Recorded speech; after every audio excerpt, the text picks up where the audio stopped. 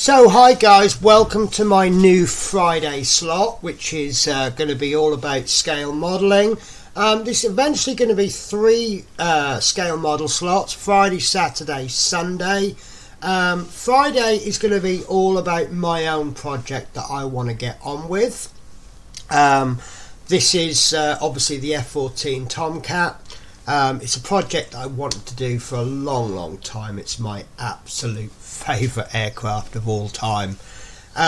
Saturday and Sunday I will be building in a few weeks time.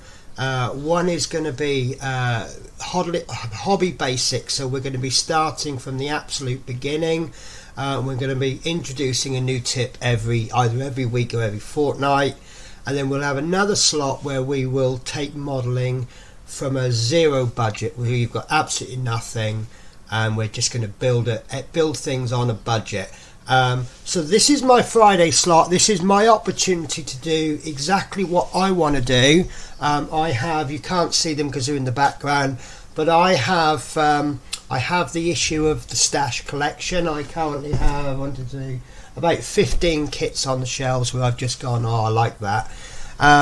So I will warn you, my own personal preferences tends to be U.S. Navy, mostly aircraft. I will be planning on doing some ships in the future. It's my interest. I also have an interest in RAF Lakenheath aircraft. It's an American air base in England. It's where I was born, and I want to build eventually every aircraft that was ever based at Lakenheath, either temporarily or permanently. But this is my first project. This is the F-14A Tomcat. This is by Tamiya. So let's get on with it and let's have a look at the build.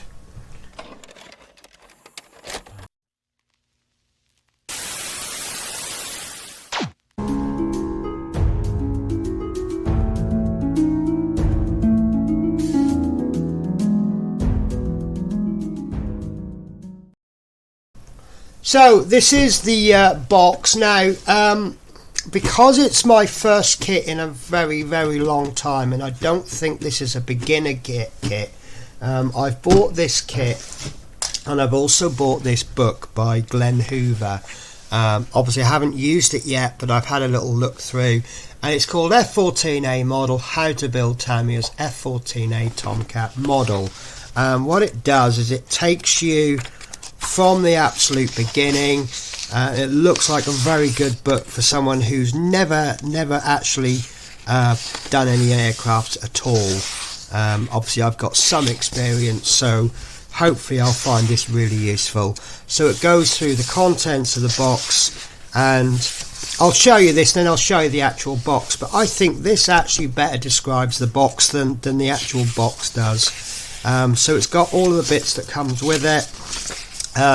They recommend 4 aftermarket parts, which I can't show you because at the time of filming they're still on order, but that's the exterior, I've forgotten what they call the little brass kits, photo etch. So you've got the F-14A exterior, the 14A engines, the F-14A interior, and the F-14A seat belts. Now, seat belts you tend to find in kits, they aren't particularly great. I will be covering seat belts in my basics because they are quite easy to make, but let's just go for the photo etch in this particular one. It goes through the decal kits. It tells you how to be organised, which is fine. Everybody has their own way, but obviously he goes through the way he does it. He has this wonderful build flow, so it tells you how he recommends to build it, starting with the cockpit and nose gear wheel, going all the way through until you get to the antennas, airbags and ceiling plates. A list of the paints. Now I'm not going to be using the recommended paints, although he has used the recommended paints plus a dark wash. Obviously Tamiya are going to recommend their own paints. You get some companies that only make models, so they don't have their own paint, so they tell you a list of generic paints. You've got companies that only make paint, so for example model colour, so they will give you conversions from other manufacturers. And then you've got companies like Tamiya who make paints and models, so obviously they're going to recommend their own paints. So this particular author, he says here, I'm a big fan of Tamiya paints, especially their spray lacquers, so he's going to use all of their Tamiyas. So I do own quite a few Tamiyas, and I will be using the Tamiyas, but I'm actually looking at converting all of my paints to the new AK Interactive 3rd generation range. So I'm doing a lot of conversions, but I'll get onto that at a later stage. So he's actually recommending the AK Interactive Weathering, which I will be getting those. And this is a list of tools that you would use, and this list looks very, very daunting, but in actual fact you don't need half of this. He's got 6 different tweezers here, and he's got 8 different knives. So, you know, scribing tools, drills, paint brushes, but he's listed the paint brushes individually. So you've got a Tamiya size 1, size 0, 00. So that's 4 items there.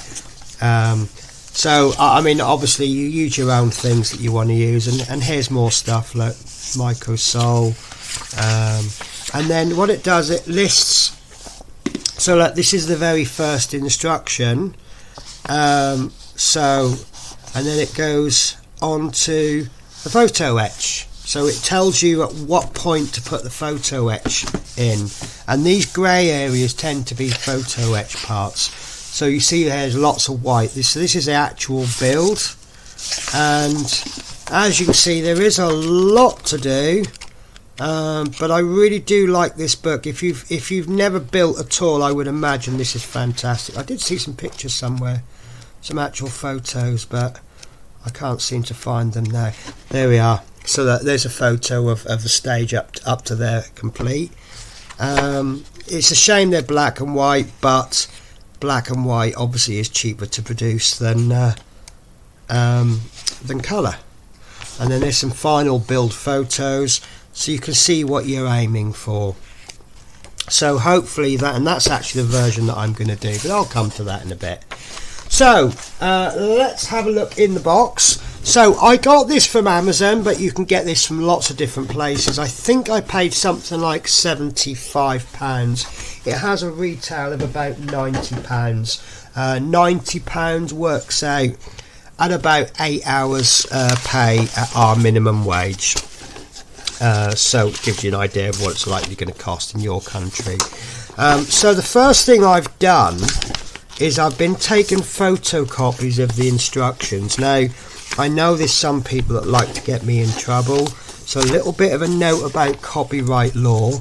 There is absolutely no crime photocopying things that you have purchased for your own use. If I was to sell these, then obviously that would infringe on copyright law. The reason I've made photocopies, although I have marked these instructions, as you see I've got highlighter all over the place, by taking copies of this I can then make scribbles on the instruction, on the copies, and not actually damage my instructions. So this is the instruction booklet. It's a nice compact size, and then obviously if you fold it backwards, it's a nice size to work with. It's well labelled. You can see the part numbers there, and you can see the colours. So where you need to paint the part before you assemble it, it tells you clearly what to do. This, I will confess, this is the first Tamiya kit I've actually completed to my knowledge.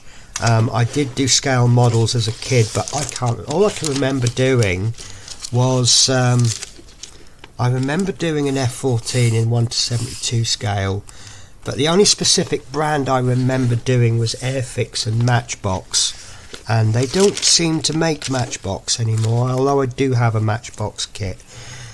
So these are the decal sheets. Now the version that I'm planning on doing is, if I can get the box in, is this one here, the Bounty Hunters, VF2 Bounty Hunters, and that's a 1976 USS Enterprise. Now, a bit of background for you.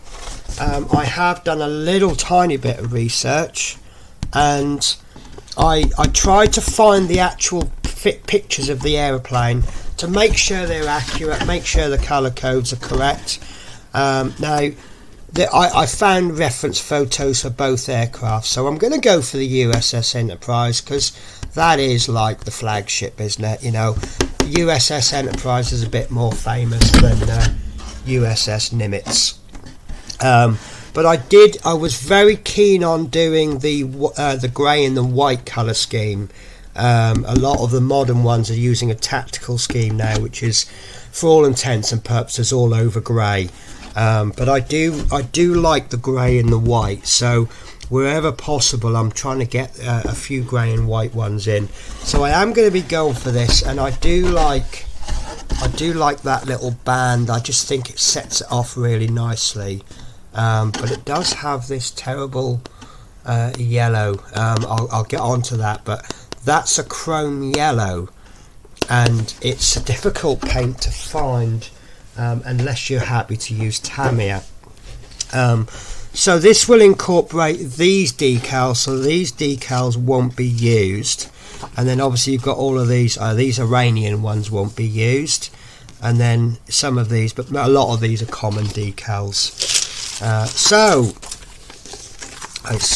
you've got, now this I really like, you've got examples of loadouts. Obviously the weapons were loaded in a certain pattern. You didn't just put them on higgledy-piggledy. You had certain points couldn't hold more weight than others, so you had to put your lighter missiles there, and you had different loadouts depending on what the mission was. And I'm just going to do this one, Fleet Defense Interception Multi-Mission. Now the F-14 is famous for its AIM-54's Phoenix missiles, and I could do this one, which incorporates 6 Phoenixes and 2 Sidewinders, but I would like to show off the Sparrows as well, so I'm going for this loadout. I could use these reconnaissance and things that have paveways. That's a nice, I quite like the paveway missile, and that would add a little bit of contrast, but I'm all about the AIM-54s, and I might even chuck a couple of drop tanks on there as well. So I'm going to go for the Fleet Defense Interception, which will give us just the 4 Phoenixes, but it gives us 2 Sparrows and 2 Sidewinders. So it'll be a nice little mix of weapons, and then yeah, it'll show it off quite nicely. I could always do extra models in the future with different loadouts. You get this wonderful colour chart. That's the one I'm doing. This is the one that I'm doing. It's a shame that this version you get 2 pages, a double page spread, and then this one you get one for the version that I want to do and one for the Iranian. But there you go. That shows it off in all its glory. And at time of filming, this is the version I want to do. You know me, I reserve the right to change my mind at any time. So you may well find a finished model of the Jolly Rogers, but at this time unlikely. But that would actually make quite a nice poster as well, wouldn't it? I think. So more photocopies of instructions. Now before I go any further, I have also found a website. I'll try and remember to put the link in the description. But there's a chappie online. He goes through all of the colours, and I found this absolutely amazing. So you see here this section. This is World War II, early war, 1940 to 1942. So it tells you the colours that we used. It's got FS codes, and it's got conversions from different manufacturers. You bring that in. So if you're a fan of Humbrol, obviously there's no Humbrols there, but if you're a fan of Model Air, you've got your conversion codes are there, and you've got some colour codes there. I think there's about 17 different brands. So this is a 1976 version, So the 1976 is covered by the Cold War stroke Vietnam War, 71 to 80. And you can see that the colours that we need is insignia white, light gold grey and radome tan. The radome tan won't come into it on this model, but now what I can do is to ensure accuracy, whatever colour this tells me it's going to be, I can actually use this colour. Although, just to confuse things a little bit, from 1977 they did go overall in light gold grey. So if I had a model from 1995 and it's telling me to paint in these colours, I can look at that and think, well, maybe that's inaccurate, because in 1995, and I've picked a terrible year there because this was very, very confusing. This is the basic colours, but then they had specific colours for specific aircraft. So if I was doing the F4, these are the colours that I want to be using, whereas the F-18 had two different schemes consisting of this. So I've used this because I hope that by the time I get the lots of aircraft, they will have a certain amount of consistency. However, having said that, I have a question for you. If I was to paint an aircraft in a slightly incorrect shade of grey, let's say I went slightly too light or maybe slightly too dark, by the time I've weathered it and dirtied it all up and added wear fading, does it actually matter compared to using the correct colour and not weathering it at all? I think it doesn't, but obviously I'm going to go for as much accuracy as I can. So obviously when you convert, you may not get the absolute correct shade. But we will try to get some consistency at least. So more decals here. These are obviously, I think these are more to do with the missiles and some common areas. So you've got here the AIM-54 Phoenix, lots of decals just for missiles. That's quite daunting. You've got decals for the sidewinders, decals for the Sparrows, and these look like inside the cockpit. So that looks like a seat belt, so I probably won't be using that. What's this? Is this more decals? No, this is masking sheets. Now, I won't be using the masking sheets because I do like to mask with masking tape, but these are very handy if you don't want to do that. So let's have a look at the actual meat of the aircraft. So this is the fuselage, so it's now instantly going to give us a rough idea of the size. So I think it's going to be about that long. So that's I have markings. It's going to be about 40 centimeters long. So that's quite nice. And then these are the wings. So the wings are going to go on like that, and obviously they're going to swing. So that gives you an idea roughly of the width. So it's probably going to be roughly a square, you know, take a square shape. Not obviously it's not going to be a square, but and then we can see there that we've got, this is the mechanism for the sweep, and it comes with a little bag of screws, because we love screws, don't we? We love screwing things in and making things work. The plastic seems a good quality plastic. You need a certain thickness to it, because if I need to be sanding it down, obviously it needs to be able to take that. And then this is more parts, and they're all individually bagged, which is rather handy. You've got some parts clearly marked there. You've got an L and an R. DS D30, so this must be the part number, so that's really handy to know, because obviously you don't want to mix up your left and your rights. And then you've got some smaller sprues here, and the canopy. Now that I am very impressed with. If you can see that canopy, the frame is actually a piece of frame goes over the top as well. So if I was to place that in there and then I chuck my sprues in, that little piece there is going to protect the canopy. So I'm confident that that canopy is going to be in as good a condition as possible. So that looks impressive. There's a few little press. No, I don't think they're ejector marks. I think they're actually studs. They're meant to be there. So some little head-up display pieces there, and there's the front of the canopy. Again, it's got this little piece that, I don't know if you can see it so well. You see, you've got this little piece of sprue framework that goes over the top. So that's a really nice touch. So these parts, these look like they're going to be the same sprue. Yes, so this is sprue E, and there's two of those. So they've bagged those up together. And this is just a single sprue. And then this looks like mainly the weapon. So there's the Sparrows. There's the beautiful AIM 54s. And looks like the sidewinders come in two pieces, which might be awkward. Yeah, look, there's the front of it. There's the back and the middle, and then there's the extra fins. So we'll see how we get on with those. But there's two sprues of that, and that's sprue Z.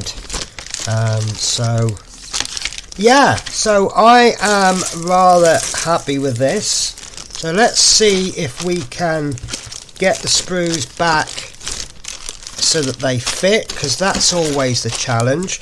I bought another kit the other day, and I took all the sprues out to have a little look, and I tried to put all the sprues back and neat and tidy as I could, and I don't know how they packed them, but I just could not get everything in the box. But this time around I've actually got spare space in the box. So yeah, that's my unboxing and plan of action. So I will be following this book. So the actual, I've lost the paperwork because I've already put it in the box. So what I plan to do is see how many stages I can get complete. I'll try and do a weekly update.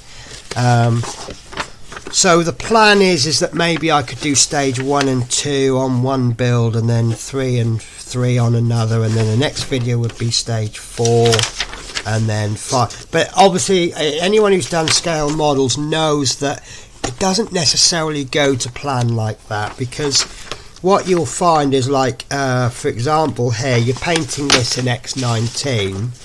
Well, while you're doing this, you might as well get these bits painted as well, and there's some more there that needs XF19, and then you just have a little look in advance.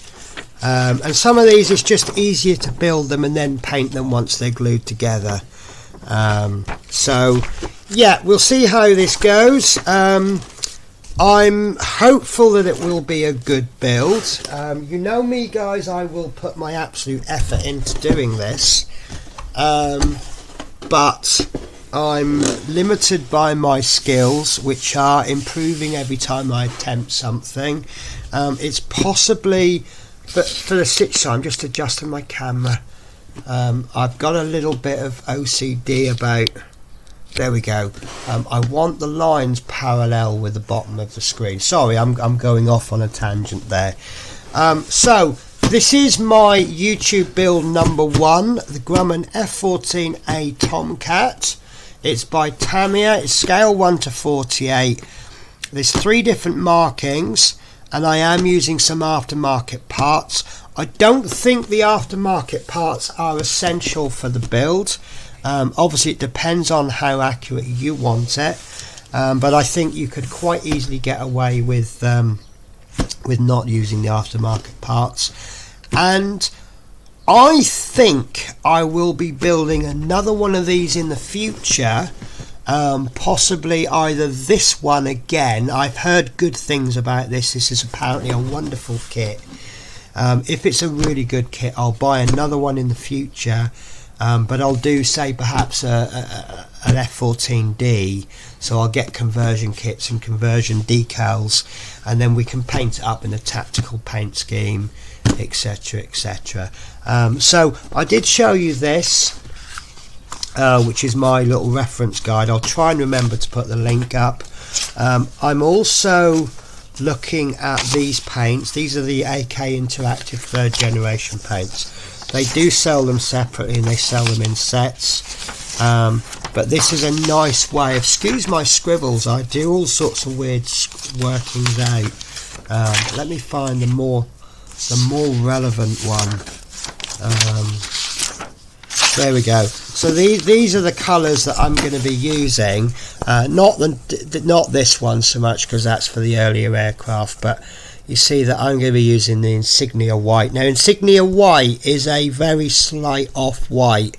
It's kind of white to look at, but when you kind of get a closer look, it's a little bit kind of off. It's not cream. It's I did read this in my little reference book. About white. Where is it? Insignia white. So all versions of insignia white have had subtle changes after each new standard is introduced. IW46 appears to have a slightly warm tint compared to the more ivory-like post-war FS 17875. Now this is the F17875, so I need to take that into account. So if I'm doing let's see, changes it to right. So IW46, if I come to be using that, I need to look at maybe a different insignia white than this one. But I'm liking this. My theory is that if I'm not using the correct colours, it's not going to matter so long as it's uniform across all of my builds. So if my insignia white is just slightly too warm, for example, it doesn't matter so long as they're all slightly warm, because everything's going to be weathered.